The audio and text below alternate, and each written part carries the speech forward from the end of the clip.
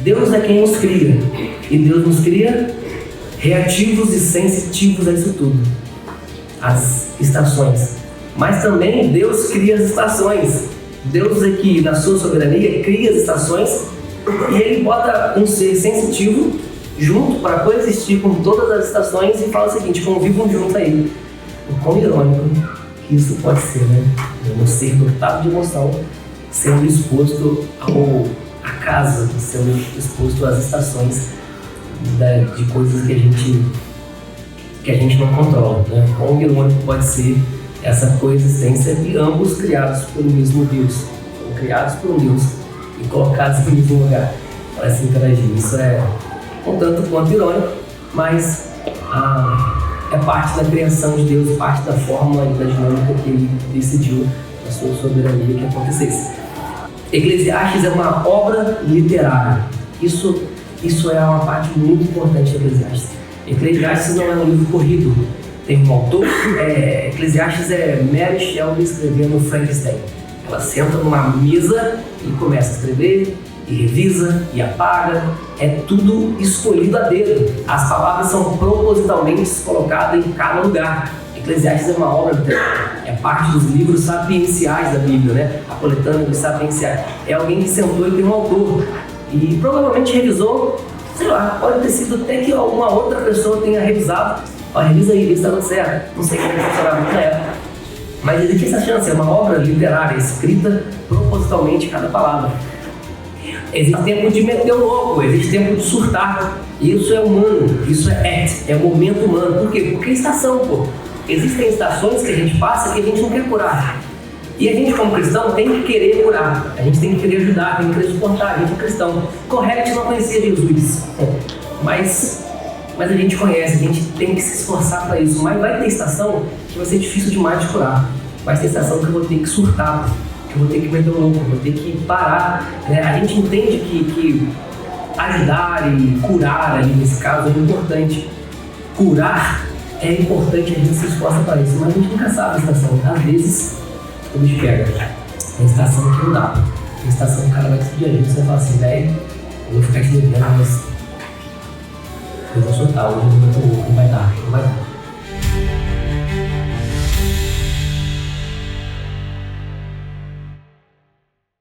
Bom dia! Eu vi a casa assustada, eu falei, vai. Desafiou, assustou. Vamos lá então. Eu queria começar cantando essa música pra gente se ligar no que a gente vai conversar hoje. Então, antes da gente começar a ler, cantar, se souber, vai cantar junto.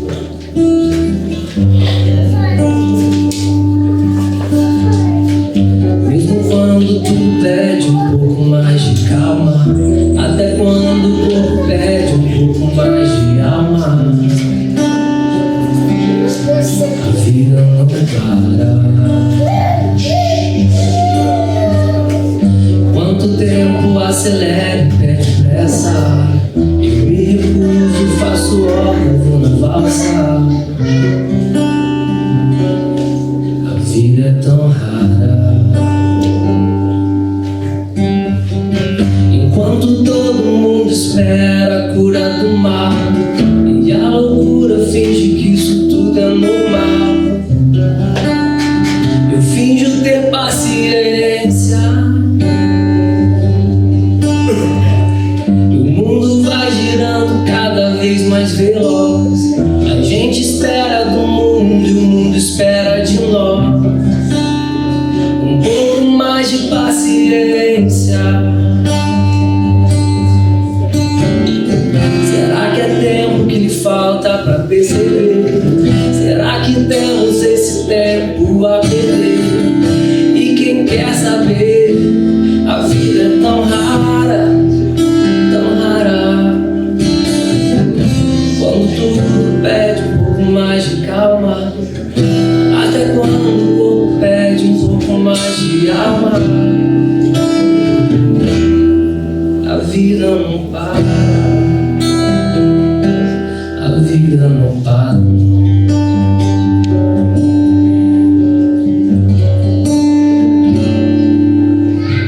Obrigado.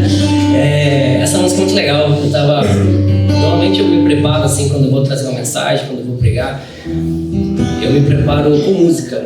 Normalmente eu fico ouvindo, antes de eu começar a escrever, eu fico alguns dias ouvindo algumas músicas para que eu consiga me concentrar na ideia e trazer alguma coisa.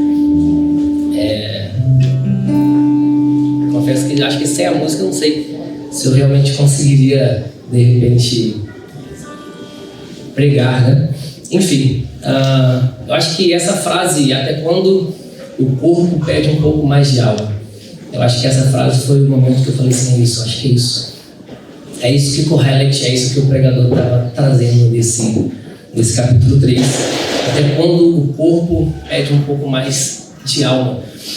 Não sei o que essa frase traz para vocês, não sei que pensamento que isso traz para vocês, que tipo de insight que isso causa no seu pensamento, na sua vida. Mas quando eu ouço o corpo pede um pouco mais de alma, eu começo a...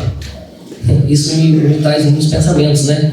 A gente hoje, nos dias de hoje, a gente experimenta uma baixíssima capacidade relacional, uma baixíssima capacidade emocional, pensamento organizado, essas coisas a gente experimenta um nível muito baixo disso tudo. E, assim, eu estava tentando associar, né, com os inibidores de apetite. Eu sei que a gente, às vezes, quando a gente não quer um determinado visual, a gente não quer um determinado... que a gente seja visto de alguma forma, que a gente não quer ter aquela vista, a gente toma os nossos inibidores de apetite para inibir aquilo que a gente quer comer, aquilo que a gente quer se expressar, ou o que seja, para que a gente atinja. Eu acho que da mesma forma, desse mesmo tipo de pensamento, eu acho que anos após anos, gerações após gerações, a gente vem experimentando alguns inibidores de emoções, sabe? Inibidores de emoções porque a gente não quer ter aquele visual. Qual visual? Aquele visual emotivo. A gente não quer parecer emotivo, emocional. A gente considera as emoções uma fraqueza. Eu não quero parecer o cara fraco, eu não quero parecer a pessoa que chora. E aí eu vou me inibindo, eu vou tomando esses meus inibidores de emoções porque eu não quero mostrar as minhas emoções, não quero mostrar os meus pensamentos, não quero ser, não sei. Há muitos anos isso foi considerado como fraqueza, né? E aí nós, pessoas, nós somos almas viventes, né? Eu acho que isso é o ponto em que a gente precisa de balancear as nossas escolhas de inibidores de emoção. A gente inibe emoções, a gente inibe o que a gente é, a gente inibe nossos pensamentos reais, a gente inibe a nossa humanidade, mas em um determinado momento ou outro, eventualmente, o seu corpo vai gritar por um pouco mais de alma. O seu corpo vai gritar por um pouco mais de alma. Nós, a humanidade, nós somos seres reativos. Nós somos seres dotados de sensores, nós somos sensitivos, sensoriais, não sei como descrever isso da melhor forma, mas nós somos assim. Quando você encosta o dedo no braço, aqui está tudo certo, é só sentir. Encosta no olho, já dói. Se eu encosto na costela, vai dar cócegas e por aí vai. A gente é dotado de sensores, mas esses sensores não são só sensores físicos. A gente é dotado de sensores emocionais. A gente é dotado por a gente reage a tudo. A gente é um ser totalmente reativo, que reage a tudo que está à nossa volta, ao que nos toca e ao que também não fisicamente nos toca. A gente reage a tudo, a gente é sensitivo. Nós somos criados dessa forma, né? A gente foi criado alma vivente. Nós não somos corpos ambulantes. O que realmente nós somos alma vivente. O nosso corpo envelhece, nosso corpo emagrece, nosso corpo engorda, cresce, diminui, que seja. E ainda assim a gente consegue ser a mesma pessoa. Porque o que nós somos não é um corpo ambulante, nós somos alma vivente. E essa alma vivente, ela é um ser reativo a tudo que acontece. Tudo, até aquilo que a gente não vê, aquilo que a gente não toca ou não nos toca, a gente reage. Reage aqui a todas essas coisas que acontecem, que a gente não tem um controle. Essas coisas que a gente vem falando desde o primeiro episódio. eu quero chamar essas coisas, né? Essas coisas que a gente não controla. O frio, o calor, o nascer do sol, o pôr do sol, mas também as perdas, as frustrações, as traições, as decepções. Isso tudo vem, eventualmente, sobre todo mundo experimenta e a gente reage a isso, querendo ou não. Se você perde alguém, você vai reagir. Querendo ou não, você vai reagir. Você pode escolher como fazer? Pode. O que eu vou fazer com isso? Pode. Mas você vai reagir, você vai sentir. Nós somos seres reativos, sensitivos. E tudo isso que nos atinge, que a gente não consegue controlar, hoje eu quero chamar isso de estações. As estações, para a gente também estar na mesma página, no mesmo chão. As estações são aquilo que a gente não controla. É aquilo que na soberania de Deus acontece de uma forma ou de outra, você querendo ou não. É o sol nascendo e o sol se pondo. Isso vai acontecer se você quiser, se você não quiser, isso vai acontecer de qualquer jeito. As estações, frio, o verão, mas também as perdas, os sonhos, as ambições, as frustrações, as desistências. Isso são também estações. E tem uma parte interessante nisso tudo, é que Deus é quem nos cria. E Deus nos cria reativos e sensitivos a isso tudo. As estações. Mas também Deus cria as estações. Deus é que, na sua soberania, cria as estações e Ele bota um ser sensitivo junto para coexistir com todas as estações e fala o seguinte: convivam junto aí. O quão irônico que isso pode ser, né? Um ser dotado de emoção sendo exposto ao acaso, sendo exposto às estações de coisas que a gente não controla, né? Quão irônico pode ser essa coexistência e ambos criados pelo mesmo Deus, foram criados por um Deus e colocados no mesmo lugar para se interagir. Isso é um tanto quanto irônico, mas é parte da criação de Deus, parte da forma e da dinâmica que Ele decidiu na sua soberania que acontecesse. Eclesiastes 3, é um dos pontos principais assim, de Eclesiastes. Não digo que é o principal, não vejo que é o principal, mas é um dos principais. O autor ele se firma bastante ali em tempo, vaidade, vida debaixo do sol. Ele se firma bastante em tudo passa e tem existem alguns fundamentos ali, sabe? Alguns suportes ali que ele toma fundamento, né? Se firma nesses suportes daquele ali.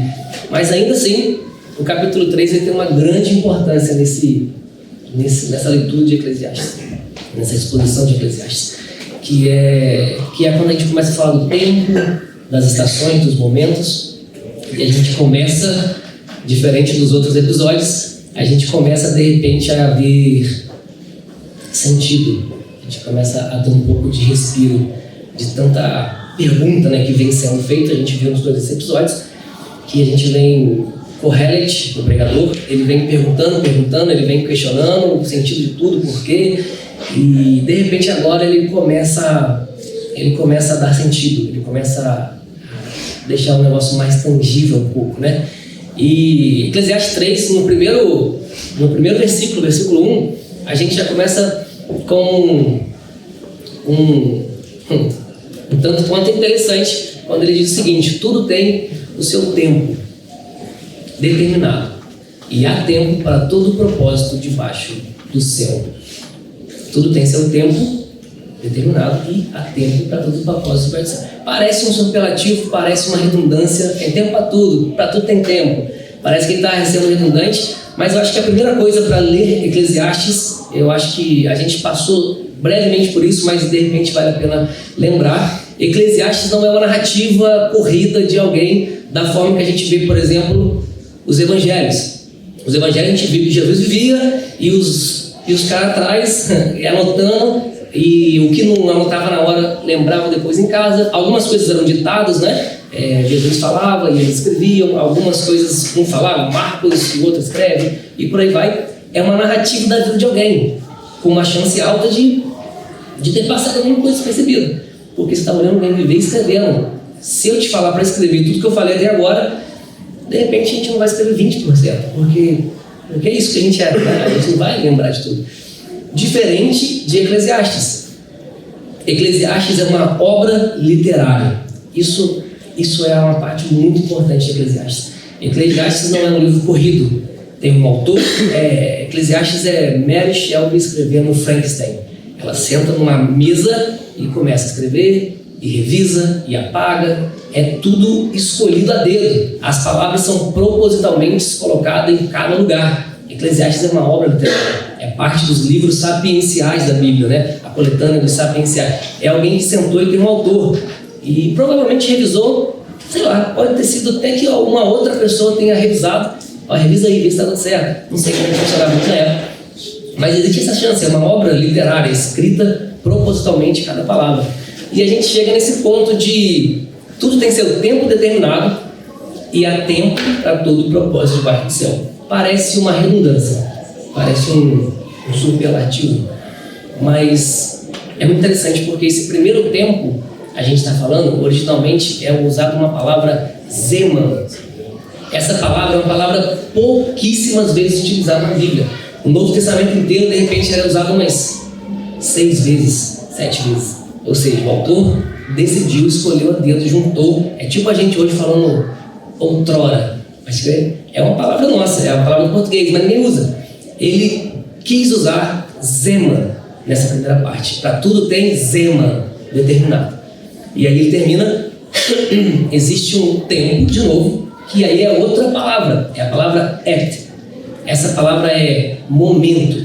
Zeman é uma palavra que significa um tempo agendado. É aquilo que a gente não tem o controle, vai acontecer de qualquer jeito. Zeman é o sol nascendo, o sol se pondo. Zeman é o que a gente acabou de definir como estações.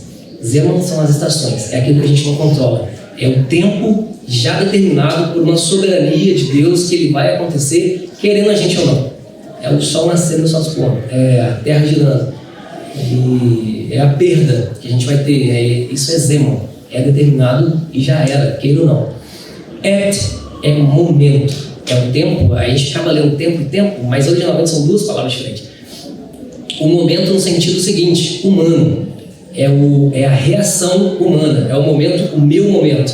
É o meu tempo presente. É vivência. É o meu momento mesmo. Então, na verdade, é como se Zeman fosse o tempo que Deus marca na sua soberania. Deus marca o tempo soberanamente no Zeman.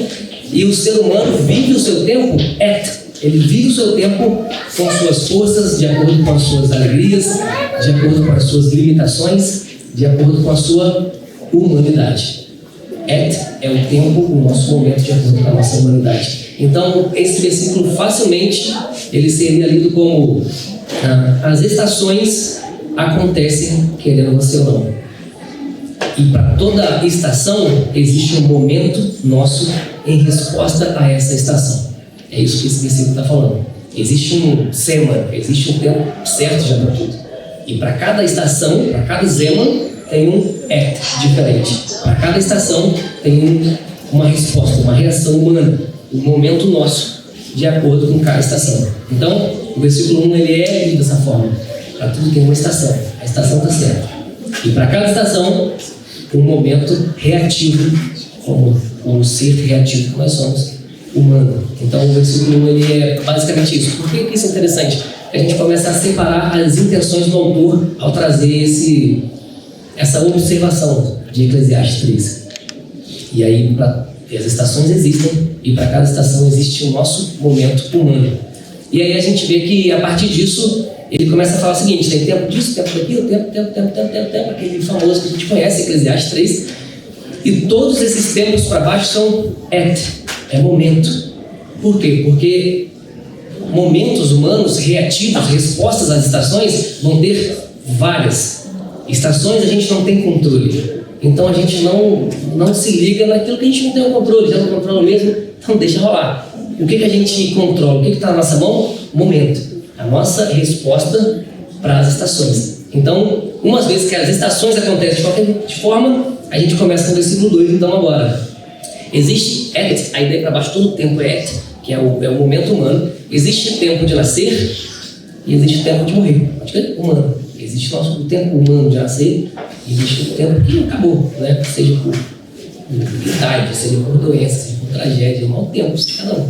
Então esses tempos de baixo todo, até o versículo 8, tem muita repetição, tempo. Ele é todo é o tempo humano.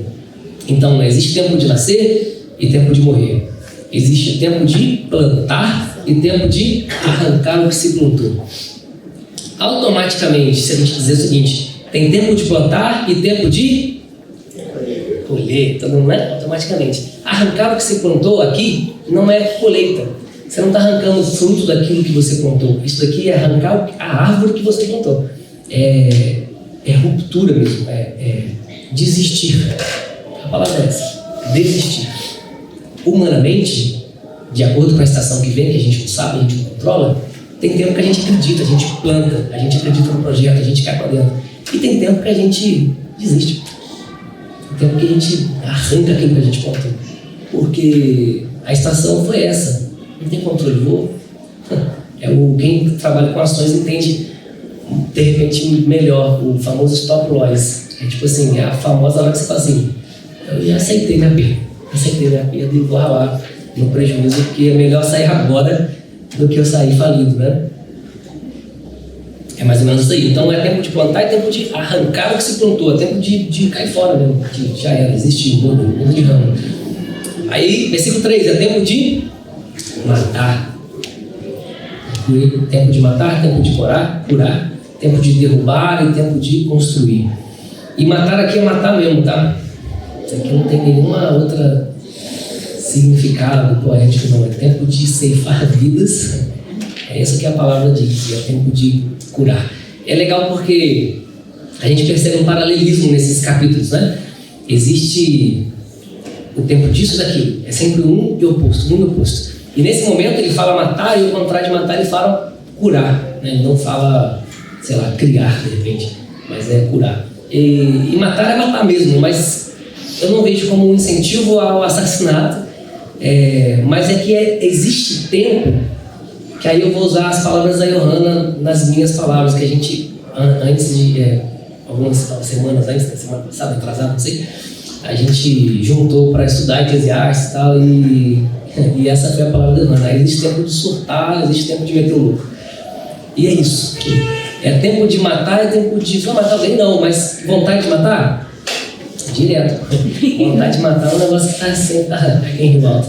Isso é dopado. Mas... não queria falar não, mas... tem uns copados aqui entre a gente.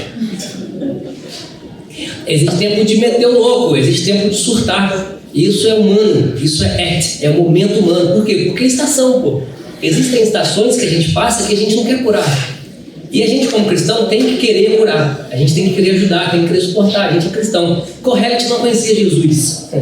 Mas a gente conhece, a gente tem que se esforçar para isso. Mas vai ter estação que vai ser difícil demais de curar. Vai ter estação que eu vou ter que surtar, que eu vou ter que meter o louco, vou ter que parar. A gente entende que ajudar e curar ali nesse caso é importante. É o que Tiago fala lá na frente no Evangelho. Não ajudar é tão pecado, tão errado, quanto fazer o mal deliberadamente. Então, fazer o mal é tão errado quanto não ajudar. É pecado igual. Então, a gente sabe que ajudar, ou na palavra de Correlet aqui, curar, é importante, a gente se esforça para isso, mas a gente nunca sabe a estação. Às vezes, o bicho pega. Tem estação que não dá. Tem estação que o cara vai te pedir ajuda, você vai falar assim, velho, eu vou ficar te devendo, mas eu vou soltar, hoje eu vou meter o louco, não vai dar. E é tempo disso também. Existe tempo para isso. Isso é humano, isso é resposta à estação. E é importante, como a gente falou no primeiro episódio, a gente tem que viver os momentos como tem que ser vividos. Cada estação demanda um momento de resposta. E se a gente não responde dessa forma, em algum momento vai dar ruim.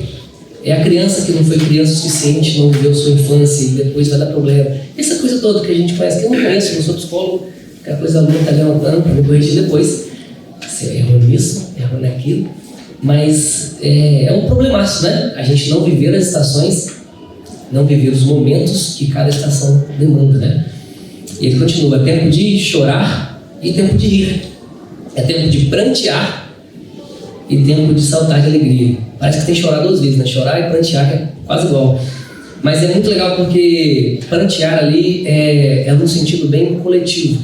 É tempo de chorar e tempo de rir, pelas minhas derrotas e pelas minhas conquistas. Eu vou rir e eu vou chorar. Choro é natural, choro é a resposta para aquilo que a gente não entende. O choro é a resposta humana nos momentos que dói e a gente não entende. A gente chora, é humano, isso a gente tem que fazer. E tem tempo de rir, que é a vitória, a conquista, a gente arregaça também. A gente é bom para festejar na lua. Ou a gente é bom fazer uma festa.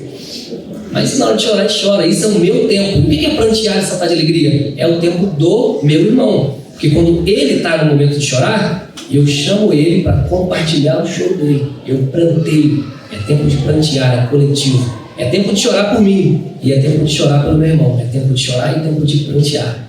Isso é empatia, sabe? É o coletivo, desde sempre, sendo o mais importante na vida de qualquer pessoa. A comunidade sendo o fundamento da parada inteira. É tempo de chamar quem sofre para dividir o choro com você. É tempo de prantear. Assim como é tempo de saltar de alegria, o contrário de prantear aí. Que é o tempo de pegar a vitória do nosso amigo e vamos fazer uma festa. Vamos fazer uma festa, vamos celebrar a vitória dele.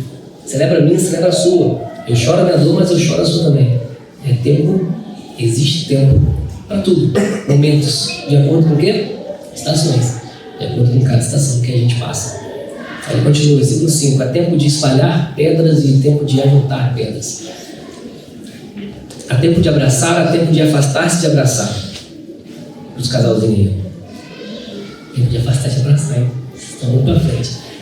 Mas é tempo de abraçar, é tempo para tudo. Tem tempo que você não vai dar, tem tempo que para de abraçar. E isso é humano, isso é o que a gente faz.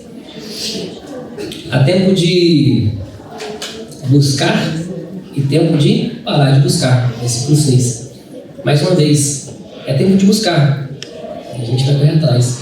Mas tem tempo que você vai desistir de buscar. E desistir é humano, desistir é parte. Desistir, às vezes, nem sempre desistir é derrota, às vezes é descanso.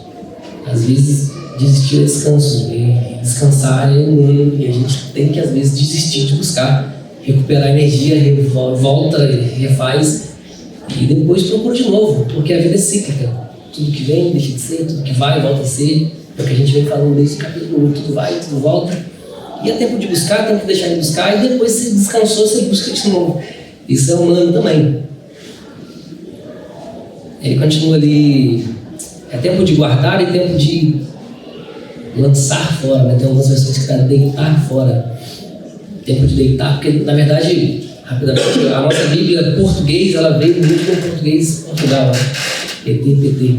Então quando a gente pega português BR mesmo, algumas coisas não encaixam tão bem. Então lançar fora é tipo Jonas. Deitar fora. Jonas foi deitado fora do barco. Ele vai deitar, ele não sabe, né? Então esse tempo de guardar e tempo de deitar fora é jogar fora mesmo. É tempo de ajuntar e é tempo de espalhar, é tempo de jogar fora. É tempo de rasgar e tempo de costurar. Existe tempo de estar calado e existe tempo de falar. Existe tempo de amar e existe tempo de aborrecer. É como existe tempo para amar e existe tempo de deixar de amar. Doideira, né? Normalmente é amar a qualquer custo. E é isso aí. A gente decide amar. Amar é uma decisão. Então a gente decide amar. Mas estações. Mais uma vez a gente não tem controle. Não sei o que vai vir sobre a sua vida, sobre a minha vida, não sei. Mas dependendo daquilo que vier sobre a minha vida, as estações, vai ser tempo de aborrecer. Pô. Né? A Bia fala que minha linguagem do amor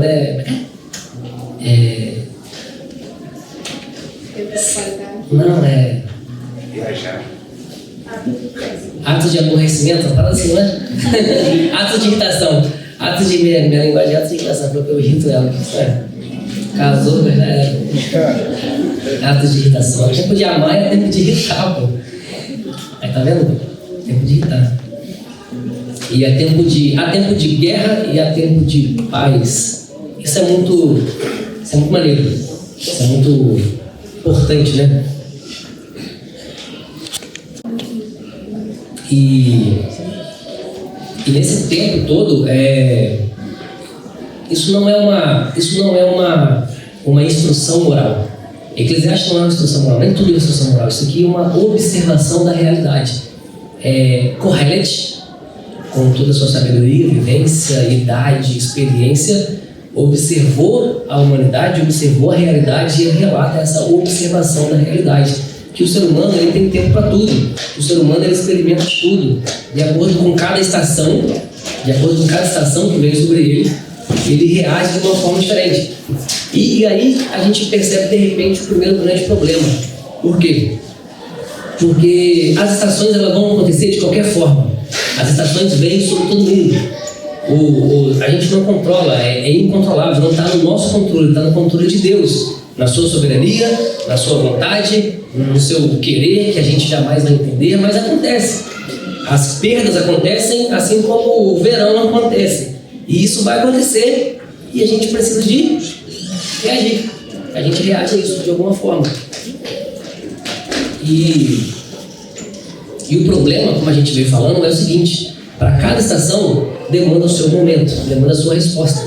Cada estação que você não tem controle, que vai vir querendo ou não, demanda uma resposta do nosso ser reativo e sensitivo que somos, que é o nosso momento. Por isso que há tempo de meter o louco e há tempo de curar. Por isso que há tempo de plantar e há tempo de colher, de arrancar o que se plantou. Há tempo de tudo.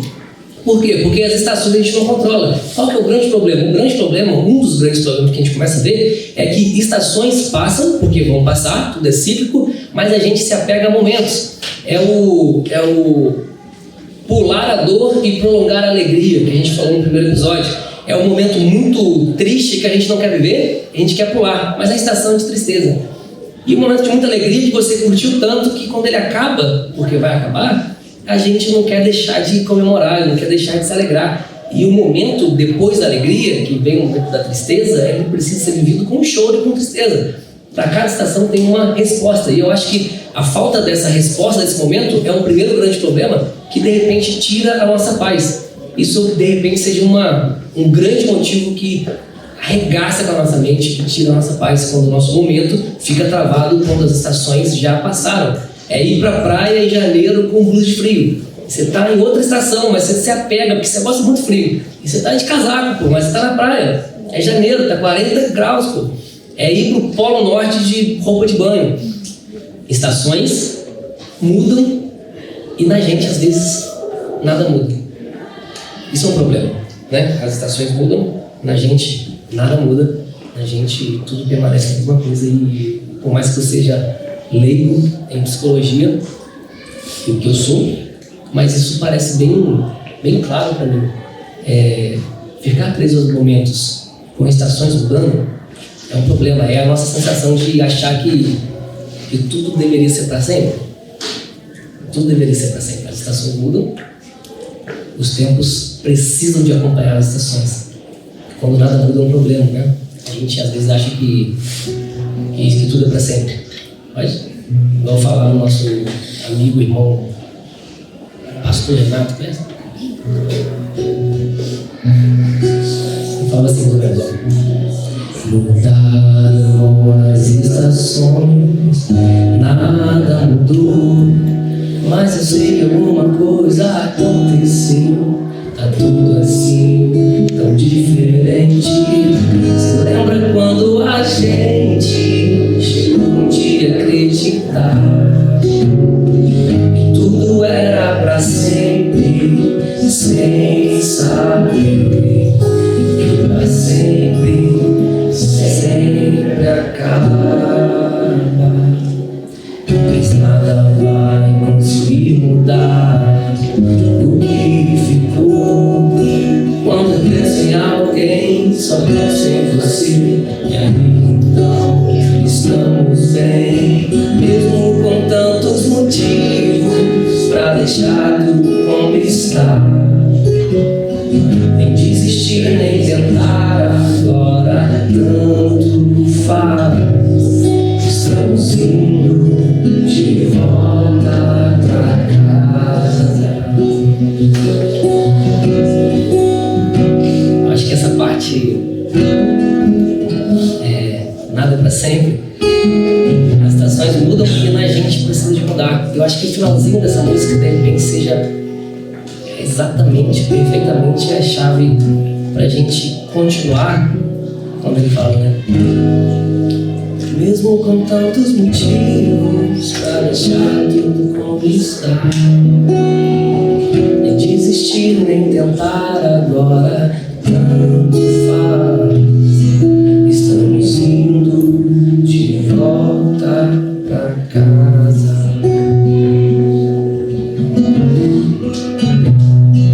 Esse estamos indo de volta pra casa, de repente foi o que faz essa transição dos nossos tempos pro restante que Kohelet tem para dizer. É o tanto faz, é tipo, nem desistir, nem tentar, debaixo do sol tudo é vaidade, tudo é fumaça, tanto faz. Eu quero ir para casa, eu tô indo para casa. Eu acho que essa música foi escrita em cima desse capítulo, porque foi muito certo. Tanto faz. E ele começa agora no versículo 9 seguinte: que proveito tem um trabalhador naquilo com que se afadiga. Eu vi o trabalho que Deus impôs aos seus filhos. Deus impôs aos filhos dos homens para com eles os afligir, sabe? Afligir. Não é que eu não vejo como um castigo, é aflição, né? É tipo, as estações vêm e agora o tempo amassa, agora o tempo arregaça. E a gente agora sente o trabalho, sente o tempo, a gente envelhece, o joelho dói, e a gente não consegue controlar mais nada, a ruga vem, aí a Angélica salva a gente da ruga, pra quem não sabe, da esteticista, que precisar de fazer um realizamento facial, narizal. E Deus impôs os seus filhos para os afligir. E aí a gente chega no versículo 11. O versículo 11 é, de repente, o centro desse capítulo. Tudo Deus fez formoso ao seu devido tempo. E Ele pôs o quê? Ele pôs a eternidade dentro do coração dele. Isso é espetacular. Deus, Ele coloca a humanidade no coração do homem, mas Ele termina sem que esse possa descobrir todas as coisas que Deus fez desde o início até o fim. O que é início até o fim? É a eternidade. Deus bota a eternidade dentro da gente e nos cria projetados para não entender essa eternidade. Mais uma vez, quão irônico isso é, né? É muito doido. Deus cria a gente sensitivo, cheio de sensores, que reage a uma estação que a gente não controla, coloca dentro da gente uma eternidade e faz a gente não entender essa eternidade. Que irônico, para não falar, que bagunça. Na nossa visão é uma bagunça, né? Na nossa visão isso tudo não faz sentido. Na visão de Deus, eu não faço ideia como é que é a visão de Deus. Então, não tenho opinião, não posso... Há tempo de ficar calado, né? E essa é a hora que eu fico calado, não faço ideia. Mas faz algum sentido para Ele, então para a gente. E é exatamente essa parte. Foi colocado em nós algo de Deus. Foi colocado em nós a eternidade. E a gente jamais vai conseguir compreender a eternidade. Nesse momento a gente enxerga uma balança. Uma balança que a gente sempre, de repente, na nossa humanidade, a gente sempre está correndo atrás, que é o humanidade e eternidade. É o que a gente sempre fica nesse balanço, sabe? A gente é eterno, a gente vai morrer, mas a gente é eterno, e a gente fica, o que é eternidade, o que é aqui? E isso eu faço para quê? Para cá, para a eternidade, aonde que eu olho, para que eu vivo?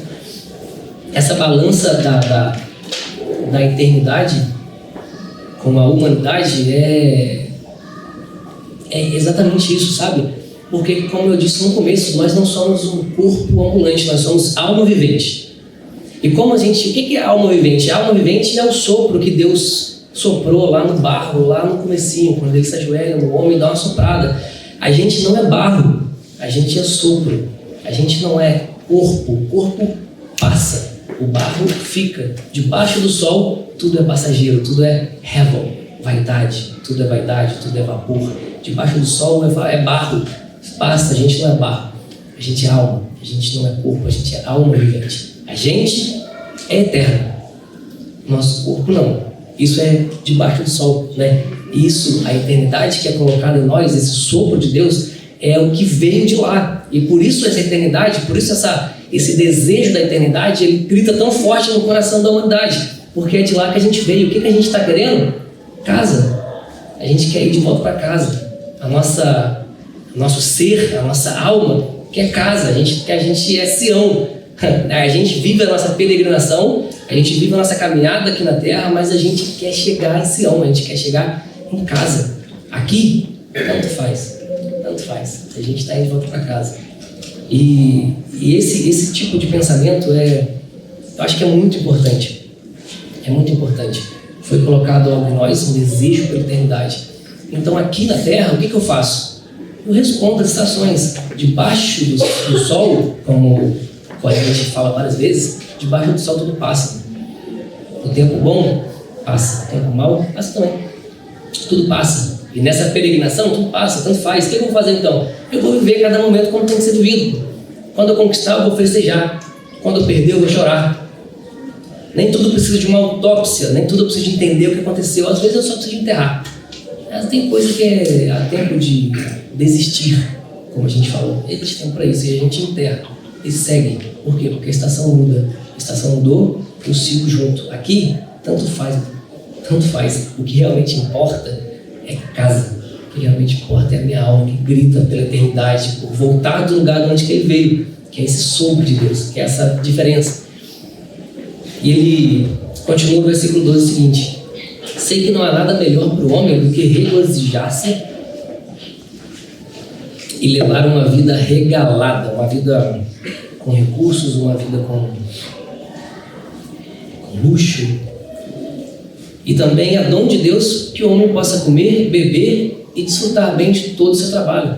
Existe tempo de festejar, existe tempo de sorrir, de saltar de alegria. É bom, isso é dom de Deus, é bom, vamos desfrutar do nosso trabalho, pô. E quando der certo, festeja, quando der certo, se alegra, quando der certo, se ajunta, faz festa. E aí ele fala um momento ali no versículo 14 agora, que aí é um ponto crítico do capítulo 13, que ele fala o seguinte: sei que tudo que Deus faz durará eternamente. Ué, nada se pode acrescentar e nada se pode tirar. Deus fez isso para que os homens o temam, para que os homens temam diante dele. Como assim durará eternamente? A gente acabou de falar que tudo passa. A gente acabou de falar que tudo é vaidade, tudo é fumaça, tudo é vapor. Vaidade, hevel, uma nuvem de nada, que é a palavra original de vaidade, significa uma nuvem de nada, vários nadas, é um vapor. Tudo passa, mas agora ele fala que sei que tudo que Deus faz é para sempre. E esse é o ponto do entendimento entre a eternidade e a humanidade. Tudo debaixo do sol passa, tudo que é acima do sol permanece para sempre. Debaixo do sol é o propósito de Deus. O propósito de Deus não é fazer uma árvore nascer, crescer e dar fruto. O propósito de Deus não é fazer a gente nascer do ventre de uma mulher, nasce, cresce, reproduz e morre. O propósito de Deus, ele é um só e ele é eterno. O propósito de Deus é fazer com que todas essas coisas que a gente citou, e muito mais do que isso, coexistam entre si desde os séculos todos até a eternidade. Isso é um único plano de Deus. O plano de Deus permanece para sempre. O plano de Deus dura para sempre. A nossa fatia pequena e insignificante da realidade do nosso tempo, esse pó, vapor, isso é vaidade. Isso é passageiro, isso é fumaça. Isso aí é segurar a fumaça, não vai dar. A nossa fatia de tempo, ela é nada. Porque isso é debaixo do sol. Debaixo do sol tudo passa. Acima do sol, vamos dizer assim, ou os planos que são de Deus, esses duram para sempre. Por que ele faz isso? Ele termina o versículo falando disso. Ele faz isso para que os homens temam diante dele. Essa é a luta entre eternidade e humanidade. A gente sabe que tudo passa, mas as estações a gente não controla. O que a gente faz com as estações que a gente não controla? A gente desiste de controlar. É tempo de desistir também. E controle é uma coisa que a gente precisa desistir. Desistir de controlar. O que a gente faz então, já que eu não entendo a eternidade, já que a eternidade dura para sempre, mas a minha vida é passageira? Eu desisto. É isso. Eu desisto de controlar. Desistir de controlar não é desistir da vida. Desistir de controlar não é desistir de viver, não é pular da ponte. A palavra aqui talvez seja rendição. Acho que de repente essa seja a palavra desse momento do capítulo, rendição. Já que eu não entendo e já que eu não consigo controlar, eu me rendo àquele que entende e consegue controlar. Isso é o temor do Senhor, que ele fala aqui, para que Deus fez isso, para que os homens temam a Deus. Então, sabendo que existe uma eternidade que eu jamais entendo, que eu jamais consigo tocar, que eu jamais consigo controlar, e a minha vida é só um vapor, o que eu faço? Eu me rendo àquele que tem o controle de todas as coisas. Eu me rendo ao Deus que cria e sustenta todas as coisas, através do século e por toda a eternidade. Não é desistência, é rendição. A palavra é rendição. E aí a gente chega no ponto da parada. Eu não entendo, mas eu confio. Eu posso viver uma vida inteira sem entender, mas eu posso viver uma vida inteira confiando. É entender quem é quem. Eu sou vapor, Deus é eterno. E essa balança, humanidade e eternidade se baseia nisso. O eterno é Deus. Eu passo, eu acabo. E ele acaba. O último versículo que a gente vai ler hoje é o 15. O que é já foi, e o que há de ser também já foi. Deus fará renovar-se tudo que passou. Acho que esse final é bem legal desse bloco, né? Que tudo passa e tudo volta a ser. Essa que é a palavra. Tudo que a gente vive hoje já foi um dia e voltou a ser. E tudo que existe hoje vai passar, vai acabar. Mas um dia Deus o fará acontecer de novo, porque a vida é cíclica. É um dia após o outro. Tudo que acontece um dia acontece no outro. É a mesma coisa. E tudo que acontece através dos tempos, dos séculos, ele volta a acontecer de novo. Eu acho que essa ideia de tudo passa, ela não deveria ser um espanto, um pavor. Ela devia ser um ponto, na verdade, de paz. Do meu ponto de vista, é um ponto de paz, é um ponto de constância. Porque saber que tudo passa, no momento ruim, é bom, pô, tudo passa. E a gente faz o quê?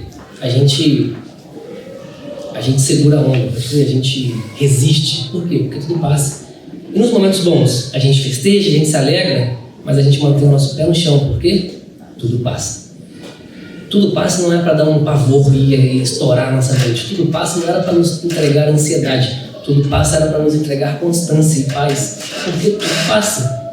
Winston Churchill, ele tem uma frase que é: se você estiver passando pelo inferno, continue caminhando. Se você está no inferno e para de andar, admite que você vai ficar parado. Você vai ficar parado no inferno.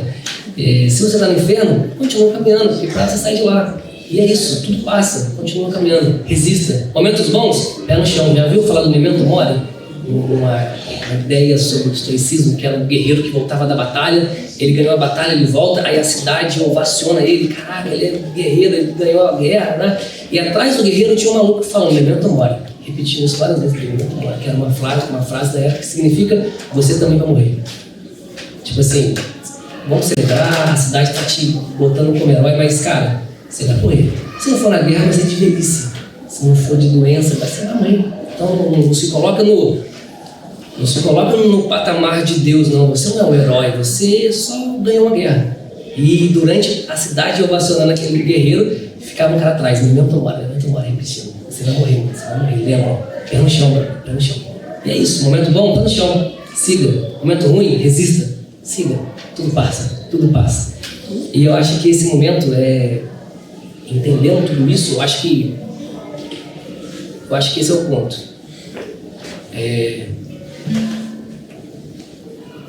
Eu acho que a galera, quando a gente entende esse tipo de coisa, sabe, eternidade, humanidade, essa balança, a gente decide viver o tempo de não ter o controle, a gente decide a gente aceita não saber de tudo, e a gente vive em paz não sabendo de tudo, mas a gente confia ainda assim.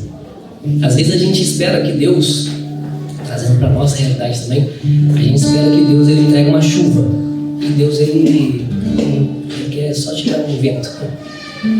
Às vezes a gente espera a voz de Deus ela chegar com justiça, estrondando e arregaçando tudo, mas Deus, a estação do momento é silêncio. Você vai fazer o que? Você não tem controle? Você precisa entender o momento para cada estação. Às vezes a gente quer que o mar abre, mas Deus, ele, sei lá, espera espero que você caminhe sobre a água. Não vai hoje dessa vez, não vai dar para abrir. Você vai ter que ter um pouco mais de fé. A gente quer que o fogo arda e Deus ele quer sussurrar, sabe? É estação, a gente tem controle da barra.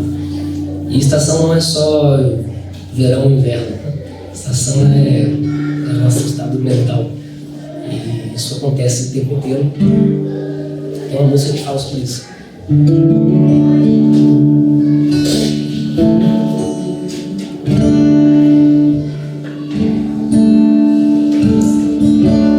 Quando o céu, a chuva chegar, tu vens como se vento.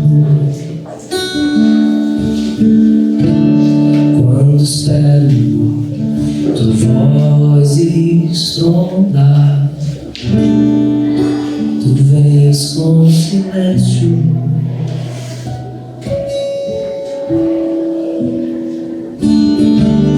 Eu espero em ti, embora sem saber como tu dirás. Eu não sei, mas esperarei.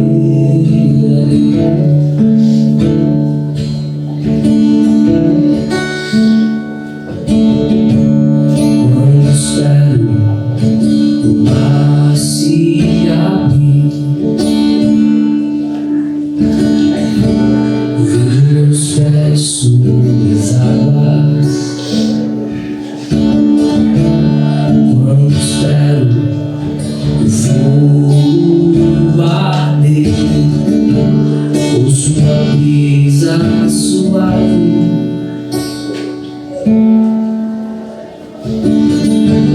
Eu espero em ti,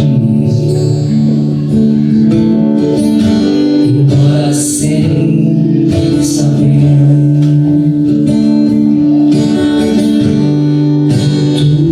como tu dirás. Eu não sei, mas esperarei.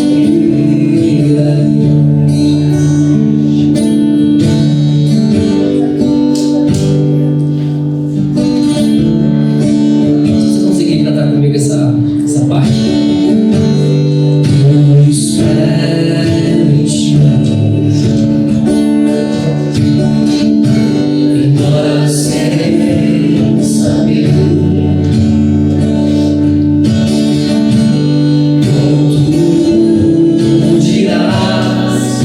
Eu não sei, mas esperarei.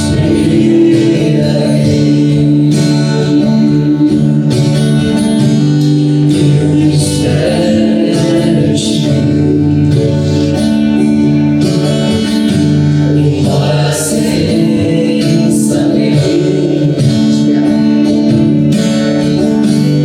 como tu dirás. Eu não sei, mas esperarei.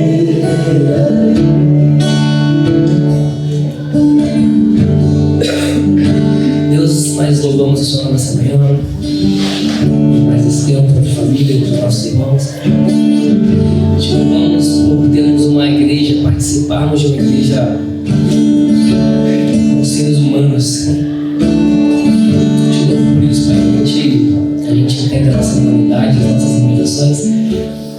E justamente por não entender, a gente decide confiar no Senhor. A gente não entende, a gente não compreende a eternidade, a gente não sabe muito bem o que vai vir depois, mas aqui nessa vida, a gente só pede que o Seu Espírito Santo continue guiando os nossos passos, guiando a nossa vida, nos dando força, sabedoria para a gente entender as estações e saber que momento que precisa ser vivido com essa estação presente. E para cada estação que vier, para cada momento que passar, a gente sabe como responder. Aceite as nossas limitações, que a gente aceite a nossa humanidade, aceite exortar um dia, aceite amar no outro.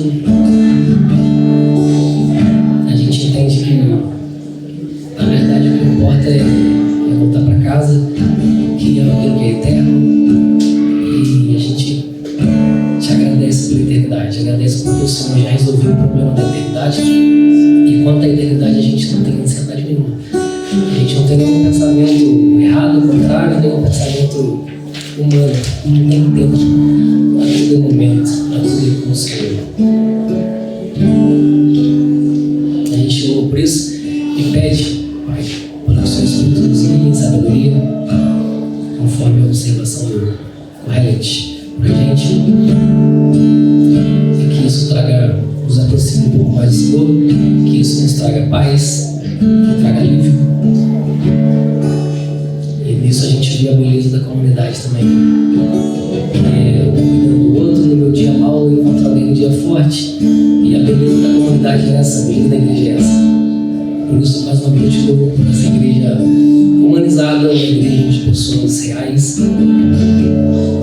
o Senhor sustente a gente dessa forma, conforme a sua vontade, o seu propósito. Amém? Isso aí. Pessoal, valeu. Até domingo que vem. A gente continua os episódios aí de Eclesiastes. Então é isso aí. Boa semana, bom almoço. Até domingo que vem. Valeu!